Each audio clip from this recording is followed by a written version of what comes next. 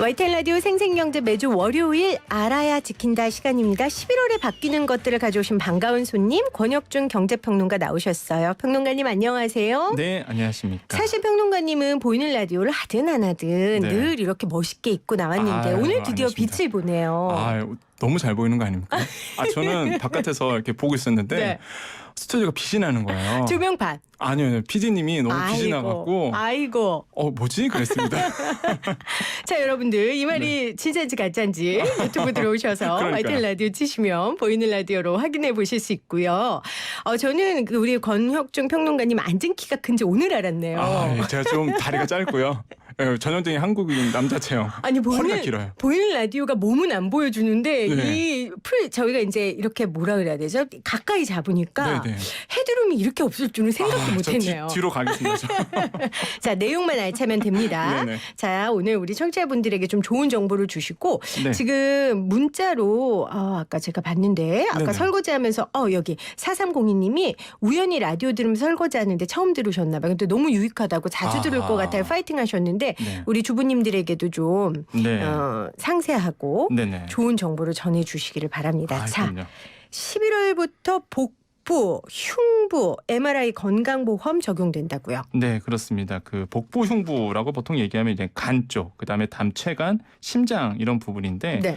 여기에 이제는 MRI 검사 비용이 벌써 적용이 됐습니다. 11월 1일부터 건강보험이 적용을 받습니다. 이거 되게 비싸잖아요. 네, MRI 비싸요. 원래. 보통 50만 원에서 80만 원 정도 가격이 있는데 건강보험 적용 받으면 한 16만 원에서 26만 원으로 다운되거든요. 그러니까 굉장히 혜택이 되는데 그 전에 같은 경우에는 사실 이게 건강보험 적용 안 되다 보니까 네. 사실 비용 부담이 굉장히 컸었죠. 근데 이번에 이제 의사의 소견에 따라서 그러니까 MRI 촬영이 필요하거나 질환이 있거나 아니면은 선행 검사 이후에 MRI 정밀 진단이 필요하다. 의사의 판단이 있을 경우에는 이게 적용이 됩니다. 네. 그렇기 때문에 이제 의료 소비자 입장에서는 굉장히 좋은 소식이다 볼 수 있겠고 억울했던 게 그런 거였어요. 뭐냐면 악성 종양과 감별할 필요가 있잖아요. 그럴 때 이제 MRI를 촬영 들어가야 되는데 양성 종양이거나 증증도 이상의 담관 결석 같은 경우에는 보험 적용 못 받았단 말이죠. 네. 이번에는 좀 받을 수 있다. 이런 그렇군요. 것도. 네, 그래서 굉장히 필요하신 분들에게는 네. 굉장히 좋은 어떤 제도다라고 볼 수가 있겠습니다. 의료 소비자에게 좋은 정보인데 의료 소비자는 우리 웬만하면 되지 맙시다. 네. 그냥 소비자 됩시다. 근데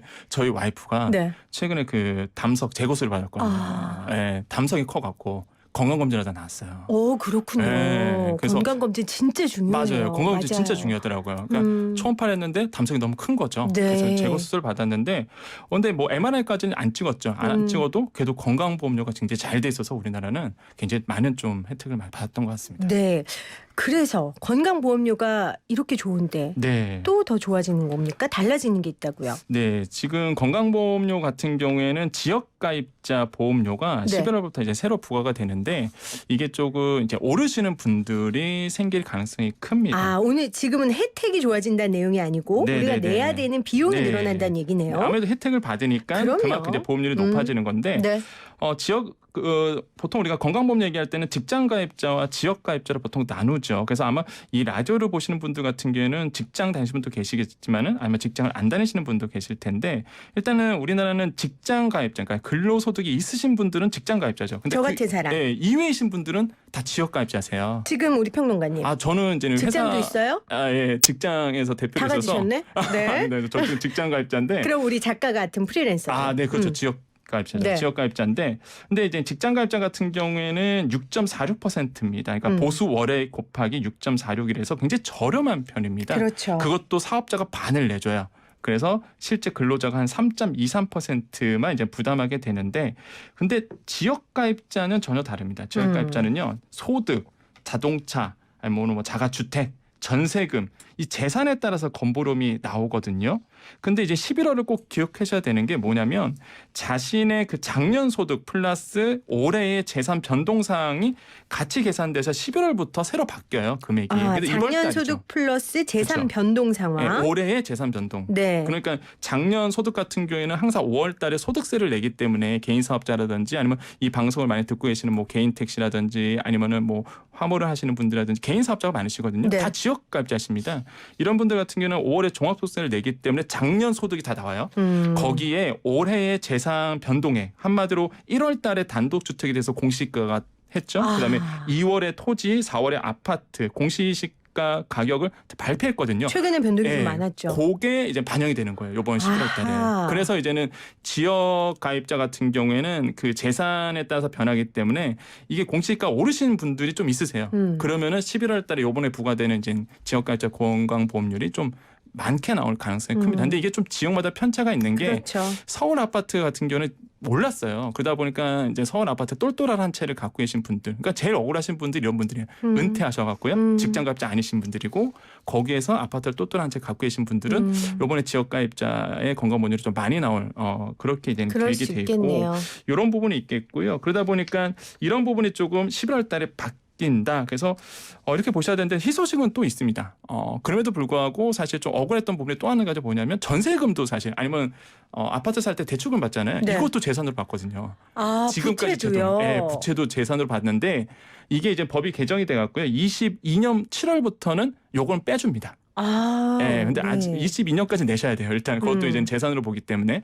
근데 2022년부터는 부채는 빼자. 네, 그래서 부채는 빼고 계산이 된다. 이렇게 보시면 되겠습니다. 그러니까 저 같은 직장 가입자들은 네네. 별로 신경 안 쓰셔도 되고요. 그렇죠. 지역 가입자들은 좀 엄밀하게 보셔야 되는데 공시지가 오른 분들 보험료 오르죠. 근데 네, 공시지가 맞습니다. 오른 분들 올랐으니까 네네. 또 이 보험료 가지고 네, 맞습니다. 어려운 분들한테 의료 서비스도 하고 또 저도 혜택 받는 거니까요. 맞습니다. 너무 아까워하지 마시고 물론 네. 똘똘한 한 채 된 분들 억울한 분들도 계시지만 네네. 그래도 그렇게 맞아요. 막 무슨 생계에 어려움이 있을 정도로 올라가는 건 아니니까요. 맞습니다. 좀 여러분들 잘 살펴봐 주시기를 네네. 다시 한번 부탁드립니다. 네. 으뜸 효율 가전제품 구매 비용을 환급해 준다는데 으뜸 효율이라는 게 무슨 말이에요? 이게 제가 예전에 네. 생생경제에서 소개시켜드린 적이 있었는데 네. 저소득 대상 가구 대상으로 해갖고요. 고효율 제품 구매하실 경우에는 10%를 정부에서 이제 환급해 줬거든요. 아, 맞아요. 네, 소개해줬습니다. 이게 네. 전 국민으로 이제 확대가 됐습니다. 브라보예요, 브라보. 브라보네요, 박수 진짜. 쳐줘야 됩니다. 왜 그러냐면 전기밥솥, 뭐 공기청정기, 김치냉장고, 제습기, 에어컨, 냉온수기, 냉장고 이렇게 7품목에 대해서만 사실 이게 적용이 되는데 에너지 절감 효과를 내기 위해서 또한 이제는 환경을 위해서거든요, 사실. 그래서 에너지 효율이 1등급인 것들에서 이제 품목이 됩니다. 그래서 네. 제가 좀 자세하게 대상 요건을 말씀드리면 환급 대상이 휴대폰 번호를 가지고 있는 본인 인증이 가능한 내국인, 외국인까지도 가능하고요. 외국인도 되고요. 네네. 환급 금액 같은 경우에는 구매 금액의 10%를 환급해 줍니다.